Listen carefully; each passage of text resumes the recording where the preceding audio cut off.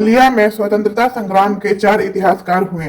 देवनाथ उपाध्याय की पुस्तक 1946 में, महेंद्र प्रताप की पुस्तक 1970 में, दुर्गा प्रसाद गुप्त की पुस्तक 1973 में, 1986 में, 1987 में तथा 1990 में और रामदास चौरसिया की पुस्तक 1975 में आई। ये सभी पुस्तकें ऐसे इतिहासकारों की है जो स्वयं स्वतंत्रता सेनानी रहे और मित्र भी। मुरली मनोहर ठाकुर, जगन्नाथ सिंह, तारकेश्वर पांडे, महानंद मिश्र एवं भोला ठाकुर को केंद्र में रखकर समय समय पर ग्रंथ प्रकाशित होते रहे हैं, जिसमें भी इतिहास के पन्ने खुलते रहे हैं।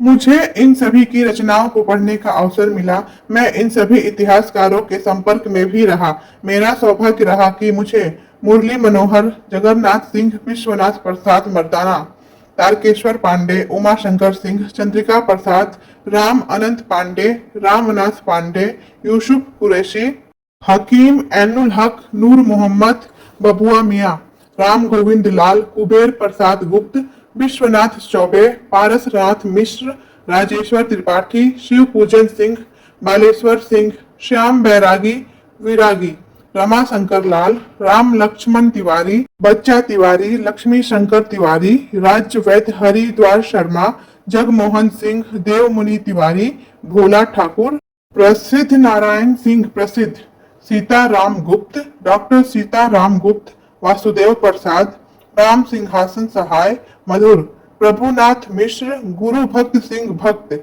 जगदीश ओझा, सुंदर, शमशेर बहादुर सिंह, शिवजी प्रसाद, राधा प्रसाद, रामधारी शर्मा, गणेश प्रसाद, अकीक अहमद, रघुनाथ सिंह, राम विचार पांडे, वृंदावन मिश्र, सरदार लक्ष्मण सिंह, ब्रह्म प्रकाश नारायण, गंगा प्रसाद गुप्त, सचिदानंद तिवारी, राम जन्म सिंह, स्वामी ओमकार नंद का आशीर्वाद मिला।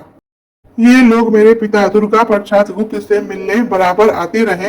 मुझे इनकी बातों को सुनने और उनसे बातचीत करने का सौभाग्य मिलता रहा। ये सभी जिंदा शहीद रहे, अंग्रेजों के तीर कमान से बचते रहे, लेकिन इनके तेवर से अंग्रेजी हुकूमत कांपती रही। मुझे शेरे बलिया चित्तू पांडे की गोद में खेलने का सौभाग्य मिला। 12 अक्टूबर 1945 को जब जवाहरलाल नेहरू बलिया आए थे, उस दिन मेरे पिता उनके साथ ही थे, किंतु मेरे छोटे बाबा अवध किशोर प्रसाद मेरी उंगली पकड़कर तहसीली स्कूल की सभा में ले गए, जहां नेहरू जी मुझे गोद में लेकर मंच पर चले गए।